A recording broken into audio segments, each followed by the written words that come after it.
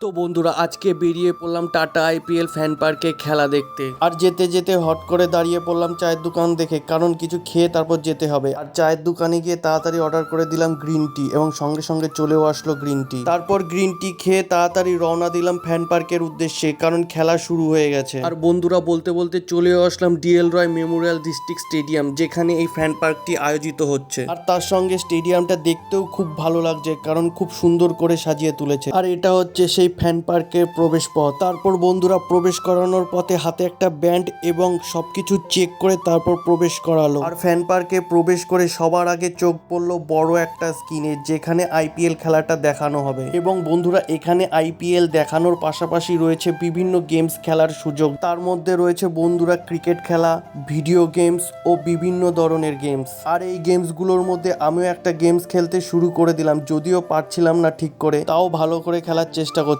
তারপর বন্ধুরা একটু চা পান করে বসে পড়লাম খেলা দেখতে। তো সিএসকের আজকে লাস্ট খেলা গুজরাট টাইটেন্সের সাথে, এবং আজকে সিএসকে বেশ ভালোই খেলছে এবং সবশেষে আজকের ম্যাচে ফার্স্ট ইনিংস শেষ হলো। Hello everyone, good evening.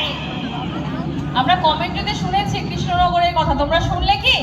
তারপর বন্ধুরা আবার শুরু হয়ে গেল আজকের ম্যাচে সেকেন্ড ইনিংস। তারপর সিএসকে সেকেন্ড ইনিংসে এসে গুজরাট টাইটেন্সের বেশ কয়টা উইকেট তুলে নেয় এবং অল উইকেট করে দেয় শেষ পর্যন্ত। এবং সবশেষে সিএসকে তার লাস্ট ম্যাচে গুজরাট টাইটেন্সকে 83 রানের ব্যবধানে হারিয়ে এই ম্যাচটি জিতে নেয়। তারপর বন্ধুরা খেলা দেখে বেরিয়ে পড়লাম বাড়ির উদ্দেশ্যে। আমি এখন বাড়ি যেতে থাকি, ততক্ষণ তোমরা এই চ্যানেলটি সাবস্ক্রাইব করো। দেখা হচ্ছে নতুন আরেকটি ব্লগে।